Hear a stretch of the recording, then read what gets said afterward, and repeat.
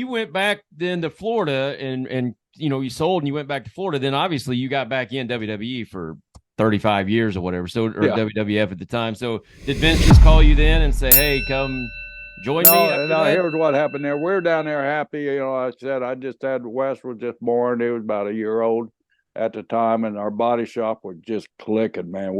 We went from like 15 employees up to like 35 employees. I mean, that shop was just clicking. It was taking 24/7 involvement there. We had no really desire to get back in the business, but something happened. One of the tag teams up there got hurt, and they needed somebody to work with the Samoans.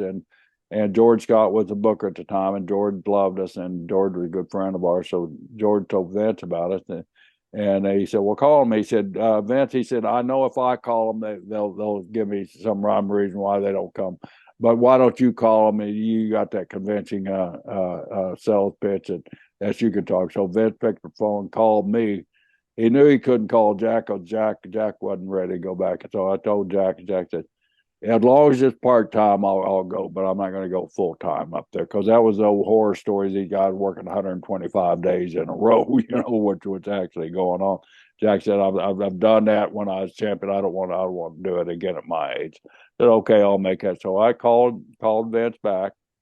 I said, Jack agreed to do it under these circumstances that we're doing it part time. And he said, okay. He said, that sounds great to me.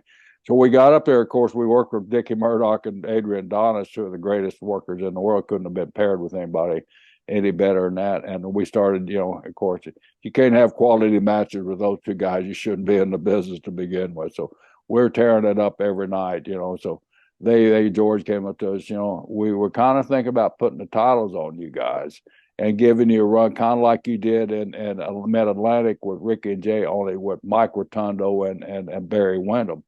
And Jack looked at me. He said, "I don't know about you, but I can't keep up with those two young guys." He said, "I don't want to do it." So Jack refused to do it. So that's when Jack just it got cold one day in New Jersey, a big blizzard. We're standing at the airport. Jack pointed up, "See that airplane going south?" And I said, "Yes." He said, "I'm gonna be on the next one. I quit." I said, "No." He said, "I quit. We're on the way to Philly."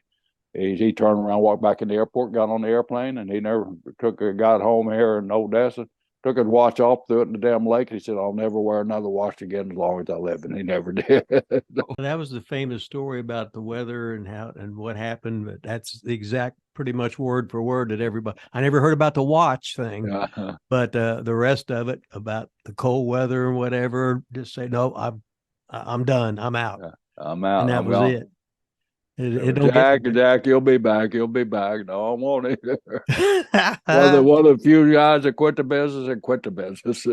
Wow. And he just say he was happy running the body shop, and our body shop continued to do well. So he had no words. I was happy. Wes was, like I said, a year or so old. So I was remodeling my house and raising a kid and running the body shop and running some real estate interests that we had down here. So one day I get this call and it's Vince. And oh man, what you want this time? So he called me. He said, Gerald, he said, I'm trying to get into the South, but I'm having a lot of problems securing the buildings. He said, Jim Barnett told me that you were good friends with a lot of these building managers down there. That's one thing, because I was college educated and I guess I look decent. That every time we go to one of these buildings, whether it be the Crockett's or Graham or Barnett, they would always take me to the building manager and introduce me, kind of show and tell guy. Well, this guy from Oklahoma State University, he's one of our top guys, blah, blah, blah. So I always formed a great relationship with the building manager. So I knew a lot of these guys. And it was just starting out today where these corporate, like Spectrum Incorporated, were taking over a lot of buildings. They go in and get the management rights of a lot of these buildings. So if you got in with one of them, you could usually get in with the whole corporation, which managed probably 15 buildings. Here in the South, they had one, and in the North they had another one, and all that stuff. So I was in touch with the one in the South, so I had a good relationship with all the building managers. So, make a long story short, Vince called me. He said, "I'm having trouble getting in a lot of these buildings. Jim thinks you can help me. Do you want that job?" So that's basically how I started for Vince. And I said, "I'll do it if I can have the promotional rights to the town." He said, "You got them."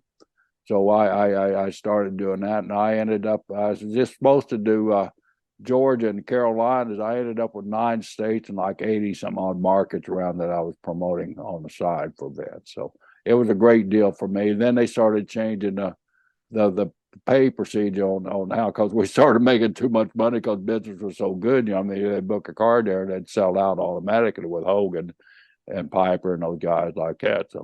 So they changed it. So when they changed it, I called Vince. I said, Vince, my money shrunk down to hardly nothing. I don't want to be on the road anymore. And he said, well, how about you come up and work in the office with me? I said, okay, but I'm not moving to Connecticut. I made that rule right off the bat. I wasn't going to move up north. I said, people in the north move down here to Florida. Us Florida people don't move up to Connecticut there. And so that probably prevented me from really getting promoted to probably what I could have done up here, but I didn't care because I was home in Florida. So, but I loved it, and Vince was a great guy to work for, and I had, we have our disagreements, we had our issues. And Vince was one of those type of guys, or if he disagreed with you, he'd tell you why he disagreed with you, and if he agreed with you, he would take your deal and make it that much better with his knowledge and everything. I had a great relationship with him. I enjoyed 36 years of great work. Not all 36 years was continuous great time, but the majority of it, I wouldn't take it back for nothing. I was asking Rip before the show if he thought you guys were, basically friends. You're on air together all the time. You worked there 36 years. I just didn't know if I would assume you would have a different relationship with Vince than the average person that shows up. I had a friendship relationship with Vince, I think, and then as my positions changed or something, sometimes it was real kind of sticky on who was right and who was wrong. And because I'm a stubborn guy, he told me one time, Brisco, you're the most stubborn guy I ever met in my life. I said, well, you ought to introduce yourself to each other. But I could talk to him like that, and he could talk to me like the same way, and we had that respect for each other. Once again, it boils down to respect for each other, and and like I said, it wasn't all roses. I had some tough times up there, and we went through some tough times, and in the mid-90s, the territory about ready to fold, and Pat had to resign over some issues there.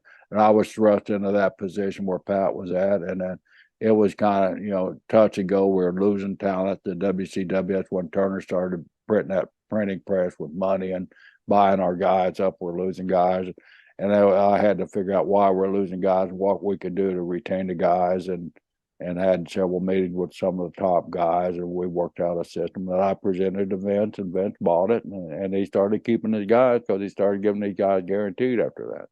Watch. I said, watch this next video that's coming up on your screen. Remember now, watch it.